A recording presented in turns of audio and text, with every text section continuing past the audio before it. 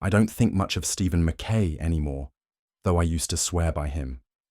I know that in those days I loved him more than my own brother. If ever I meet Stephen McKay again, I shall not be responsible for my actions. It passes beyond me that a man with whom I shared food and blanket, and with whom I mushed over the Chilkoot Trail, should turn out the way he did.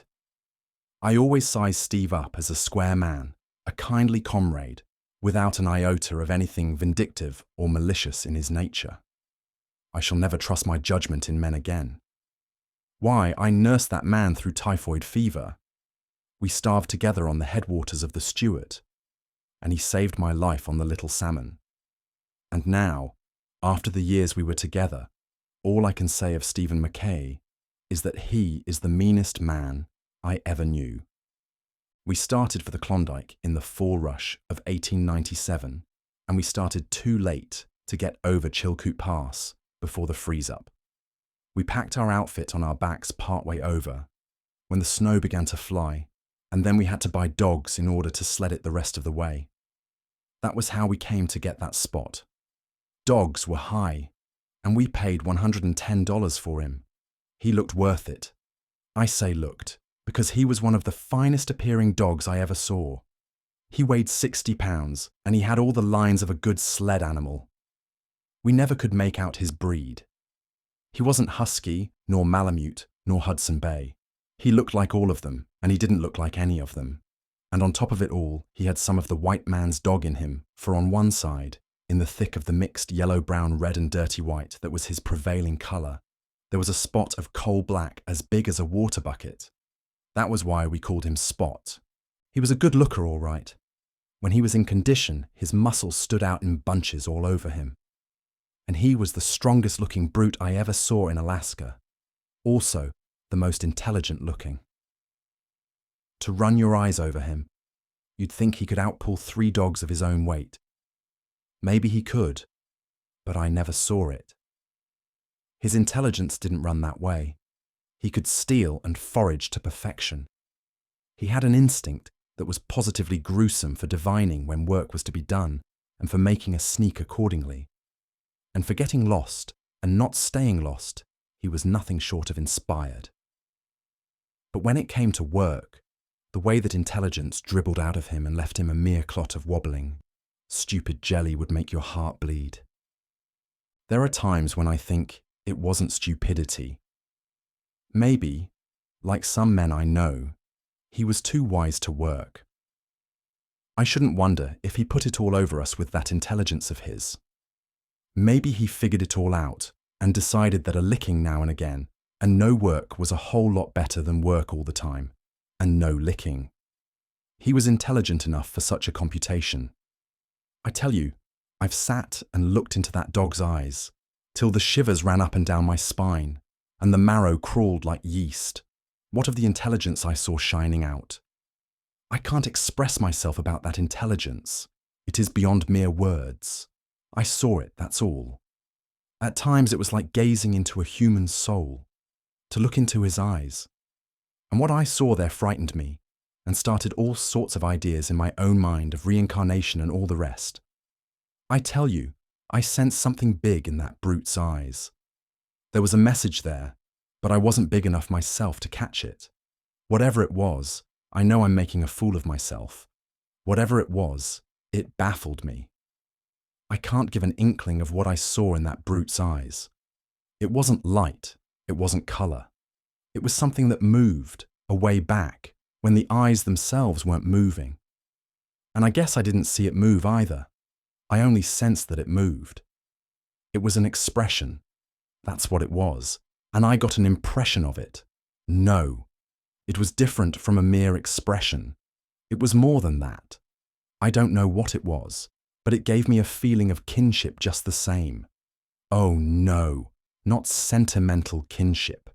It was rather a kinship of equality. Those eyes never pleaded like a deer's eyes. They challenged. No, it wasn't defiance. It was just a calm assumption of equality. And I don't think it was deliberate. My belief is that it was unconscious on his part. It was there because it was there, and it couldn't help shining out.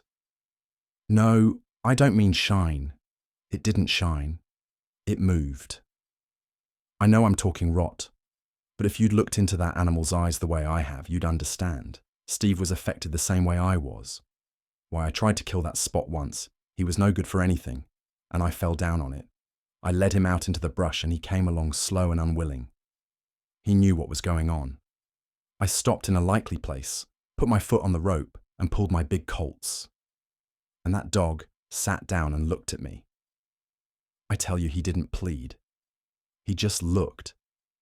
And I saw all kinds of incomprehensible things moving, yes, moving, in those eyes of his. I didn't really see them move. I thought I saw them, for as I said before, I guess I only sensed them. And I want to tell you right now that it got beyond me. It was like killing a man, a conscious, brave man, who looked calmly into your gun as much as to say, "Who's afraid?" Then, too, the message seemed so near that, instead of pulling the trigger quick, I stopped to see if I could catch the message. There it was, right before me, glimmering all around in those eyes of his. And then, it was too late. I got scared.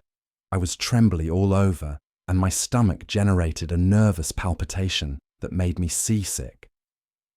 I just sat down and looked at the dog, and he looked at me till I thought I was going crazy. Do you want to know what I did? I threw down the gun and ran back to camp with the fear of God in my heart. Steve laughed at me, but I noticed that Steve led Spot into the woods a week later for the same purpose, and that Steve came back alone, and a little later Spot drifted back too. At any rate, Spot wouldn't work. We paid $110 for him from the bottom of our sack, and he wouldn't work. He wouldn't even tighten the traces. Steve spoke to him the first time we put him in harness, and he sort of shivered, that was all. Not an ounce on the traces. He just stood still and wobbled like so much jelly. Steve touched him with the whip. He yelped, but not an ounce. Steve touched him again, a bit harder, and he howled. The regular long wolf howl. Then Steve got mad and gave him half a dozen, and I came on the run from the tent. I told Steve he was brutal with the animal, and we had some words. The first we'd ever had. He threw the whip down in the snow and walked away, mad. I picked it up and went to it. That Spot trembled and wobbled and cowered before ever I swung the lash, and with the first bite of it, he howled like a lost soul. Next, he lay down in the snow. I started the rest of the dogs, and they dragged him along while I threw the whip into him. He rolled over on his back and bumped along, his four legs waving in the air, himself howling as though he was going through a sausage machine. Steve came back and laughed at me, and I apologized for what I'd said.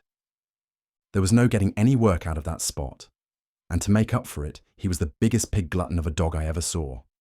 On top of that, he was the cleverest thief. There was no circumventing him. Many a breakfast, we went without our bacon, because Spot had been there first. And it was because of him that we nearly starved to death up the Stewart. He figured out the way to break into our meat cache, and what he didn't eat, the rest of the team did.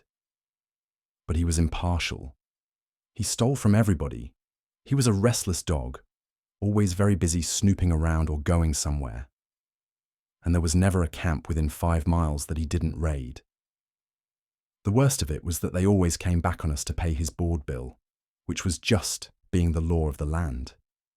But it was mighty hard on us, especially that first winter on the Chilkoot, when we were busted, paying for whole hams and sides of bacon that we never ate. He could fight too, that Spot. He could do everything but work. He never pulled a pound, but he was the boss of the whole team. The way he made those dogs stand around was an education. He bullied them, and there was always one or more of them fresh marked with his fangs. But he was more than a bully. He wasn't afraid of anything that walked on 4 legs. And I've seen him march, single-handed into a strange team, without any provocation whatever, and put the kibosh on the whole outfit. Did I say he could eat? I caught him eating the whip once. That's straight. He started in at the lash, and when I caught him, he was down to the handle and still going. But he was a good looker. At the end of the first week, we sold him for $75 to the mounted police. They had experienced dog drivers, and we knew that by the time he'd covered the 600 miles to Dawson, he'd be a good sled dog. I say we knew, for we were just getting acquainted with that Spot. A little later, we were not brash enough to know anything where he was concerned. A week later, we woke up in the morning to the dangdest dogfight we'd ever heard. It was that Spot come back and knocking the team into shape. We ate a pretty depressing breakfast, I can tell you, but cheered up 2 hours afterward when we sold him to an official courier, bound into Dawson with government dispatches. That Spot was only 3 days in coming back, and, as usual, celebrated his arrival with a rough house. We spent the winter and spring, after our own outfit was across the pass, freighting other people's outfits, and we made a fat stake. Also, we made money out of Spot. If we sold him once, we sold him 20 times. He always came back, and no one asked for their money. We didn't want the money. We'd have paid handsomely for anyone to take him off our hands for keeps. We had to get rid of him, and we couldn't give him away, for that would have been suspicious. But he was such a fine looker that we never had any difficulty in selling him. Unbroke, we'd say, and they'd pay any old price for him. We sold him as low as $25, and once we got $150 for him. That particular party returned him in person, refused to take his money back, and the way he abused us was something awful. He said it was cheap at the price to tell us what he thought of us, and we felt he was so justified that we never talked back. But to this day, I've never quite regained all the old self-respect that was mine before that man talked to me. When the ice cleared out of the lakes and river, we put our outfit in a Lake Bennett boat and started for Dawson.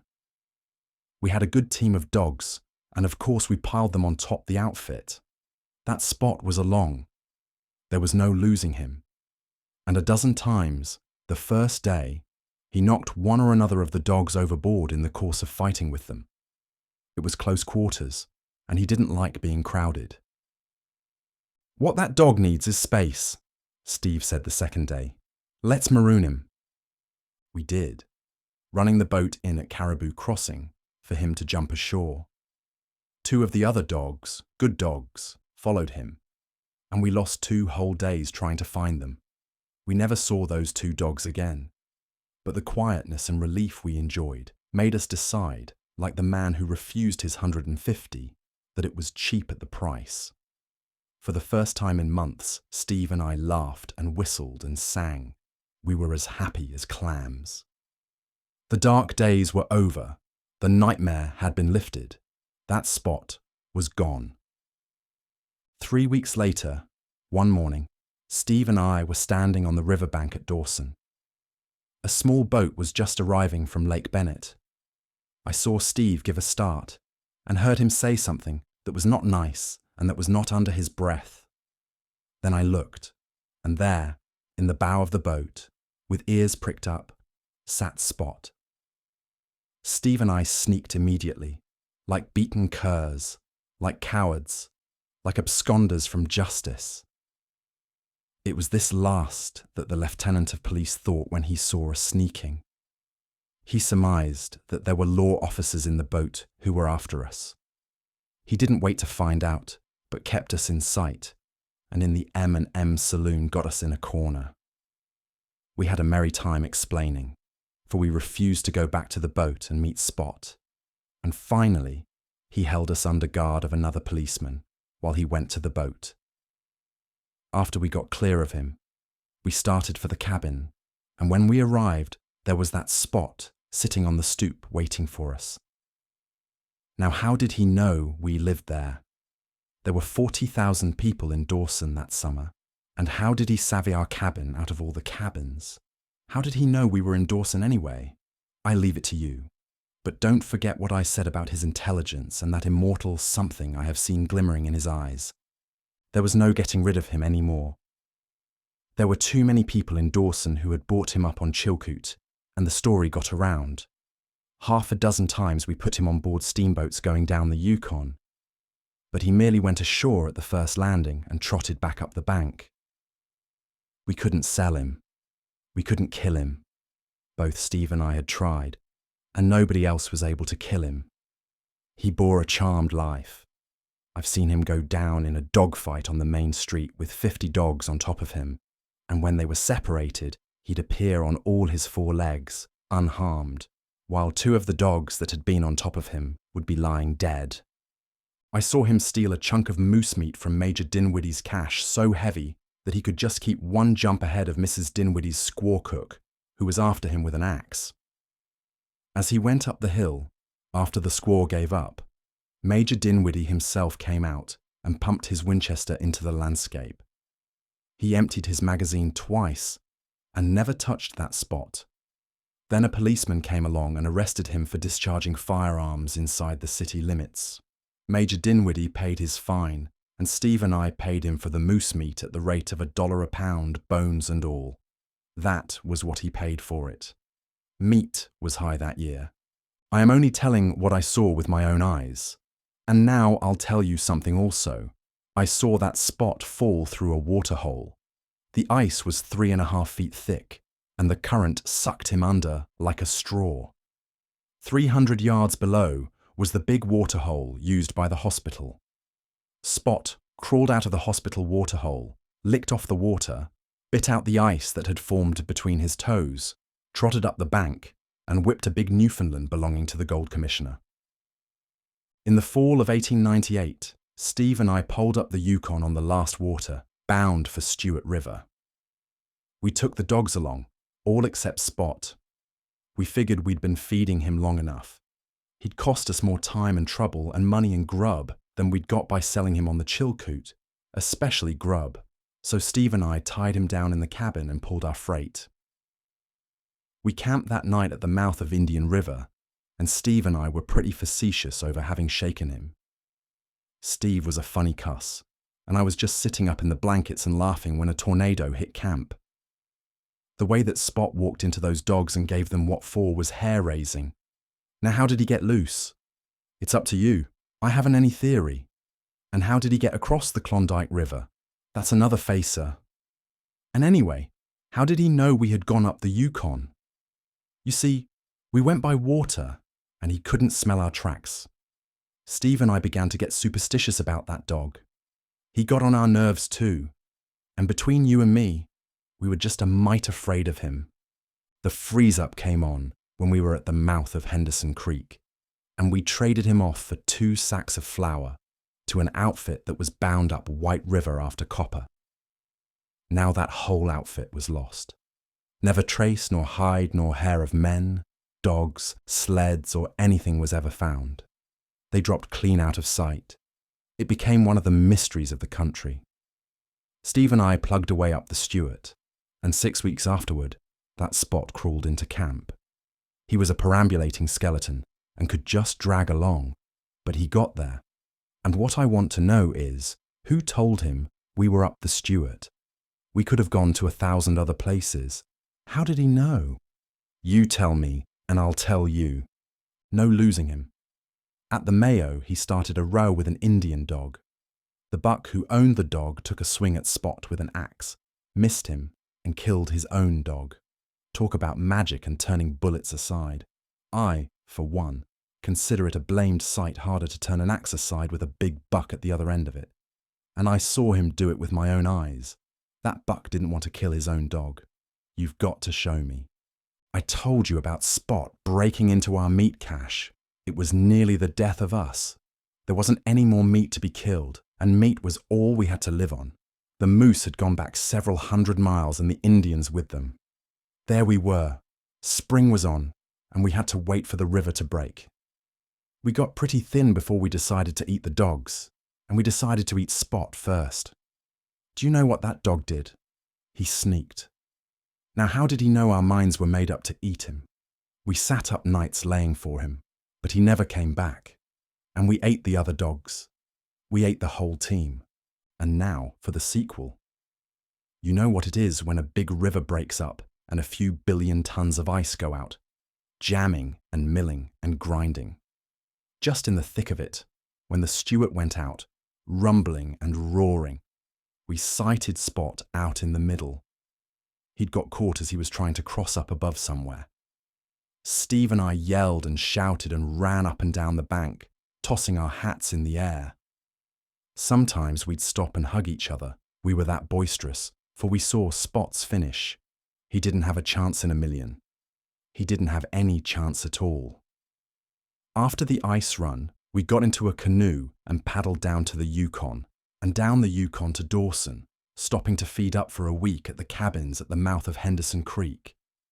And as we came into the bank at Dawson, there sat that Spot waiting for us, his ears pricked up, his tail wagging, his mouth smiling, extending a hearty welcome to us. Now, how did he get out of that ice? How did he know we were coming to Dawson, to the very hour and minute, to be out there on the bank waiting for us? The more I think of that Spot, the more I am convinced that there are things in this world that go beyond science. On no scientific grounds can that Spot be explained. It's psychic phenomena, or mysticism, or something of that sort, I guess, with a lot of theosophy thrown in. The Klondike is a good country. I might have been there yet and become a millionaire if it hadn't been for Spot. He got on my nerves. I stood him for 2 years altogether, and then I guess my stamina broke. It was the summer of 1899 when I pulled out. I didn't say anything to Steve. I just sneaked. But I fixed it up all right. I wrote Steve a note and enclosed a package of Rough on Rats, telling him what to do with it. I was worn down to skin and bone by that Spot, and I was that nervous that I'd jump and look around when there wasn't anybody within hailing distance. But it was astonishing the way I recuperated when I got quit of him. I got back 20 pounds before I arrived in San Francisco, and by the time I'd crossed the ferry to Oakland, I was my old self again, so that even my wife looked in vain for any change in me. Steve wrote to me once, and his letter seemed irritated. He took it kind of hard because I'd left him with Spot. Also, he said he'd used the Rough on Rats per directions, and that there was nothing doing. A year went by. I was back in the office and prospering in all ways, even getting a bit fat. And then Steve arrived. He didn't look me up. I read his name in the steamer list and wondered why. But I didn't wonder long. I got up one morning and found that Spot chained to the gatepost and holding up the milkman. Steve went north to Seattle, I learned, that very morning. I didn't put on any more weight. My wife made me buy him a collar and tag, and within an hour he showed his gratitude by killing her pet Persian cat. There is no getting rid of that Spot. He will be with me until I die, for he'll never die. My appetite is not so good since he arrived, and my wife says I am looking peaked. Last night that Spot got into Mr. Harvey's hen house. Harvey is my next-door neighbour, and killed 19 of his fancy-bred chickens. I shall have to pay for them. My neighbours on the other side quarrelled with my wife and then moved out. Spot was the cause of it, and that is why I am disappointed in Stephen Mackay. I had no idea he was so mean a man. Enjoyed the story? I post new audiobooks every week, so don't forget to hit subscribe and turn on notifications so you never miss one. I'd love to hear your thoughts. Drop a comment below and let me know what you thought of this story, or suggest what you'd like to hear next. Before you go, please consider treating yourself to a free audiobook on Audible. Just click the link in the description, start your free trial, and dive into thousands of classics. No strings attached, your first book is free, and it helps support the channel. Happy listening.